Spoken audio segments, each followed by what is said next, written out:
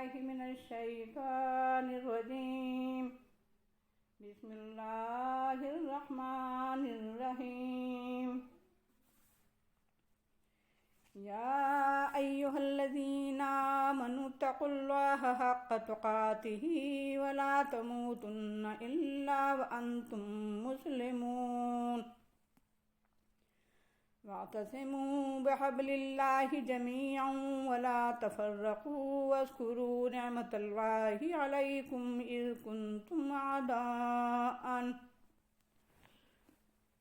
كنتم أعداء فألف بين قلوبكم فأصبحتم بنعمته إخوانا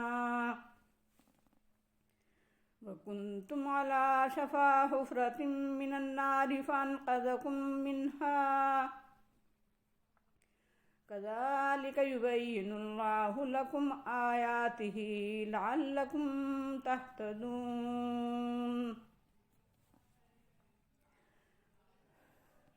وَلْتَكُن مِّنكُمْ أُمَّةٌ يَدْعُونَ إِلَى الْخَيْرِ وَيَأْمُرُونَ بِالْمَعْرُوفِ وَيَنْهَوْنَ عَنِ الْمُنكَرِ وَأُولَٰئِكَ هُمُ الْمُفْلِحُونَ. وَلَا تَكُونُوا كَالَّذِينَ تَفَرَّقُوا وَاخْتَلَفُوا مِن بَعْدِ مَا جَاءَهُمُ الْبَيِّنَاتُ وَأُولَٰئِكَ لَهُمْ عَذَابٌ عَظِيمٌ. يَوْمَ تَبْيَضُّ وُجُوهٌ وَتَسْوَدُّ وُجُوهٌ فَأَمَّا الَّذِينَ اسْوَدَّتْ وُجُوهُهُمْ أَكْفَرْتُمْ بَعْدَ إِيمَانِكُمْ فَذُوقُوا الْعَذَابَ بِمَا كُنتُمْ تَكْفُرُونَ.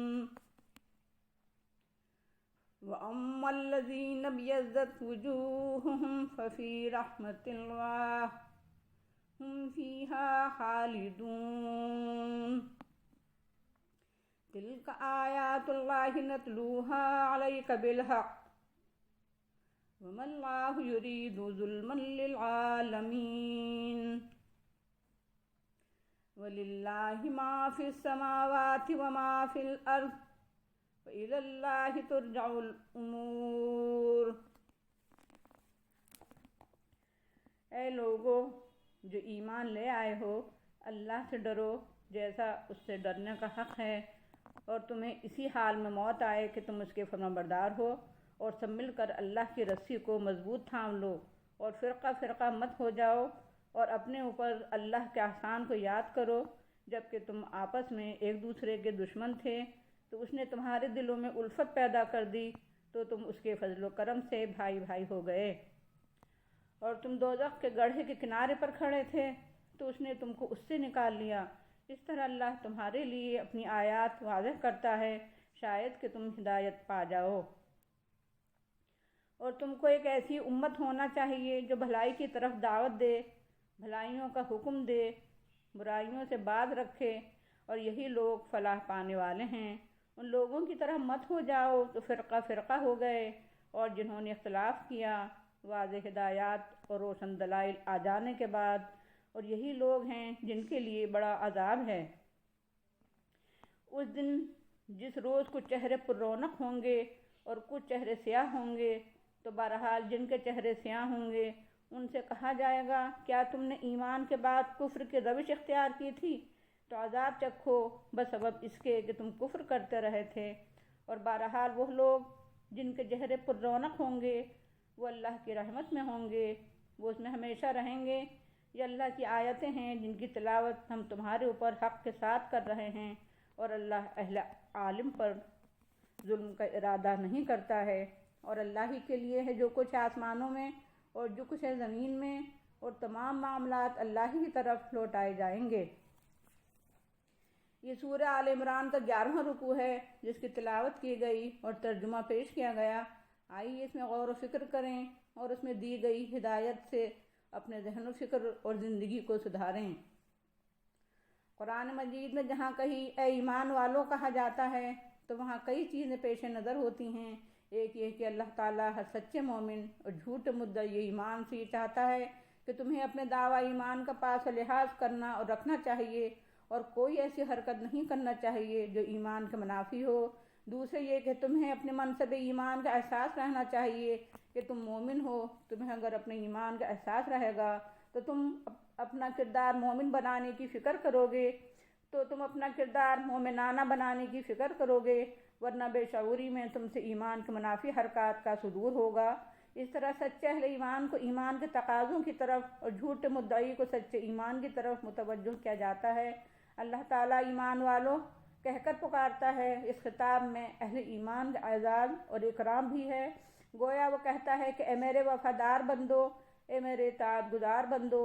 اس طرح ہر شریف آدمی اگر اس میں خلوص نہیں ہے یا وہ کسی کمزوری میں مبتلا ہے تو وہ اپنے اندر خلوص پیدا کرے گا اور اپنی کمزوریوں پر قابو پانے کی کوشش کرے گا۔ اگر وہ منافق ہے تو اپنی منافقت سے توبہ کرے گا۔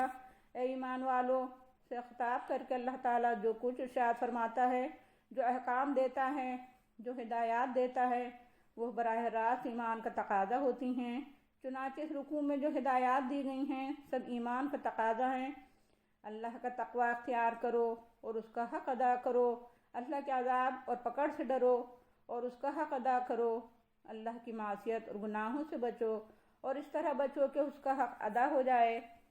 تم پوری زندگی میں اللہ کے وفادار اور فرمانبردار بنے رہو، اس کی اطاعت اور فرمانبرداری زندگی کے گوشوں اور میدانوں میں کرتے رہو اور مسلسل و پہم اس کی اطاعت میں لگے رہو کہ جب بھی تمہیں موت آئے اسی حالت میں آئے کہ تم اس کے مسلم اور فرمانبردار ہو۔ سب لوگ مل کر اللہ کی رسی کو مضبوطی سے تھام لو اور اس کے دین سے وابستہ ہو جاؤ اور اس کے رسول کی سنت سے وابستہ ہو جاؤ، اس کی کتاب سے جڑ جاؤ۔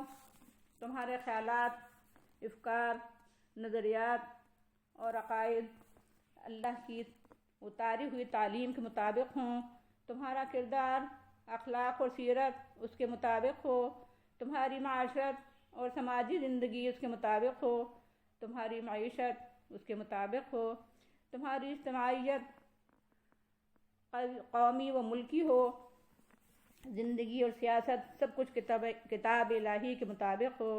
اللہ کی کتاب، اللہ کے رسول کی سنت اور اللہ کا دین ہی اللہ کی رسی ہے، اسے مضبوطی سے پکڑ لو اور فرقے فرقے مت ہو جاؤ۔ ایک امت، ایک ملت، ایک خدائی فوج اور الہی لشکر بن جاؤ، اور یہ اسی طرح ممکن ہے کہ اس کی رسی کو مضبوطی سے تھام لو۔ مذہبی اور مسلکی تفرقے، نسلی اور خاندانی تفرقے، وطنی اور قومی تفرقے، لونی اور لسانی تفرقے، معاشی اور معاشرتی تفرقے، سیاسی اور وطنی تفرقے برپا مت کرو، بلکہ دین کی بنیاد پر ایک بنیاد مرصوص، ایک سیسا پلائی ہوئی دیوار بن جاؤ۔ تمہارے اندر جس قدر فطری امتیازات ہیں، مثلا خاندانی امتیازات، قومی اور وطنی امتیازات، پیشے اور حرفے کے امتیازات، ان کو اپنی حد میں رکھو۔ تفرقے اور پھوٹ کا سبب نہ بناؤ، بس امتیاز اور جان پہچان کے لیے رکھو۔ اللہ نے جو احسانات تم پر کیے ہیں، عمومی اور خصوصی احسانات، سب کو یاد کرو۔ یہ بھی ایمان کا تقاضا ہے کہ رات دن اللہ کی جو کرم فرمائیاں، نوازشیں اور احسانات کی بارشیں ہو رہی ہیں، ان کو آدمی دیکھے، ان پر غور کرے، انہیں یاد کرے۔ اس طرح اس کے اندر جذبہ شکر پیدا ہوگا، احسان مندی کا جذبہ ابھرے گا اور اعتراف نعمت کے نتیجے میں وہ شکر گزار بنتا چلا جائے گا، اور اللہ تعالیٰ کا جس قدر شکر ادا کرے گا اللہ تعالیٰ اسے اسی قدر اور زیادہ نوازتا چلا جائے گا۔ اللہ تعالیٰ نے نبی بھیجے، کتابیں اتاری، آخری نبی صلی اللہ علیہ وسلم کو مبعوث کیا، آخری کتاب اتاری اور اہل ایمان کو ایمان کی توفیق دی، جس سے وہ آپس میں بھائی بھائی بن گئے۔ اللہ کے اس خصوصی احسان کو یاد رکھو اور برابر اس پر کاربند رہو۔ اسلام کے اصول اور فکری بنیادیں سب کی سب جوڑنے والی ہیں، بشرط یہ کہ ان کا شعور اور احساس ہو اور ان کے مطابق عمل کیا جائے۔ اللہ سب کا خالق، مالک اور حاکم ہے۔ اللہ کے تمام پیغمبر جو مختلف زمانوں اور مختلف قوموں میں آئے اور انہوں نے مختلف زبانوں میں بندگی رب کی دعوت دی ہے، سب کے سب برحق تھے۔ سب پر ایمان ضروری ہے، سب کی اجتماعی قیادت اور رہنمائی کو قبول کیا جائے، اور ان کے دیے ہوئے پیغام کے مطابق انسان اپنی نجی، انفرادی، عائلی اور اجتماعی زندگی گزاریں۔ اللہ نے سب کو پیدا بھی کیا، سب کا حیات اور سامان حیات بھی دیا، اور سب کے لیے رہنمائی کا انتظام بھی کیا ہے۔ تو کیا وہ انسان سے یہ نہ پوچھے گا کہ تم اپنے خالق، مالک، حاکم حقیقی کے وفادار رہے، یا تم نے اس سے بغاوت پر کمر باندھی تھی؟ تم نے اپنے رب کا دین اور نظام زندگی اپنایا تھا، یا کوئی اور فکر و فلسفہ اور نظام گڑھ لیا تھا اور رب کے بھیجے ہوئے رہنماؤں کے پیچھے چلے تھے، یا تم نے اللہ کے پیغمبروں کے بجائے کسی دوسرے کی پیروی کی تھی؟ منعم حقیقی ایک روز اپنی بخشی ہوئی زندگی میں دی ہوئی توانائی اور اس توانائی سے کام لینے والے آلات و اسباب اور مہلت عمر کے بارے میں ضرور بات پرس کرے گا۔ یہ تینوں بنیادیں ایسی ہیں جو تمام انسانوں کو جوڑ کر ایک عالمی برادری بنا سکتی ہیں، جو تمام انسانوں کو قوت اور بھائی چارہ کی لڑی میں پرو سکتی ہیں، اور ساتھ ہی حقیقت کے سارے انسان ایک ہی انسان جوڑے کی اولاد ہیں۔ ان اصولوں میں بھائی بھائی بنانے کی پوری صلاحیت موجود ہے۔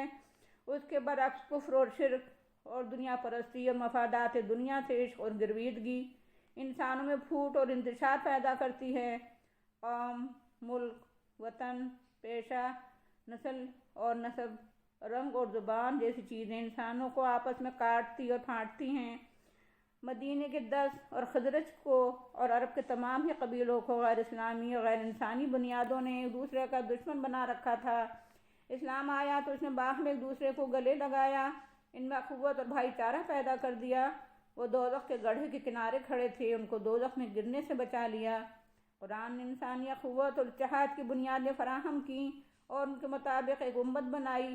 اس امت کو حکم دیا کہ تمہارا فریضہ، ڈیوٹی اور ذمہ داری بھلائیوں کا پرچار کرنا، بھلائیوں کا حکم دینا اور برائیوں سے روکنا ہے، اور اسی فکر و عمل سے فلاح اور کامیابی وابستہ ہے۔ اس نے واضح ہدایات دیں، دینی بنیادوں پر ایک اتحاد پیدا کرو، پھوٹ اور انتشار سے باز رہو۔ اس نے تفرقہ اور انتشار کے نتیجے میں عذاب عظیم کی وعید سنائی۔ دین و ایمان کا تقاضا ہے کہ آخرت میں سرخروئی حاصل کرنے کے لیے احکام دین پر عمل کرو، اور آخرت میں ناکامی و نامرادی سے بچنے کے لیے ان تمام حرکات سے بچو جو وہاں نقصان رساں ہوں گی۔ یہ حقیقت ہمیشہ اپنے پیش نظر رکھو کہ آسمانوں اور زمین میں جو کچھ ہے وہ سب اللہ ہی کی ملکیت اور پراپرٹی ہے۔ مالک اللہ ہے، ہم مالک نہیں ہیں۔ ہمیں جو کچھ تصرف کرنا ہے اللہ کی مرضی کے مطابق کرنا ہے، اسی کی خوشنودی کے لیے کرنا ہے۔ وہ ہم سے اپنی تمام نعمتوں کا حساب لے گا۔ یہ 10 ہدایات ہیں اور سب کی سب ایمان کا تقاضا ہیں۔ اس رکوع میں کچھ اور بھی ہدایات ہیں، آئیے ایک بار پھر غور کریں اور ایک ترتیب سے نکات نوٹ کر لیں تاکہ ان کا ذہن نشین کرنا آسان ہو، بقیہ ہدایات بھی سامنے آ جائیں۔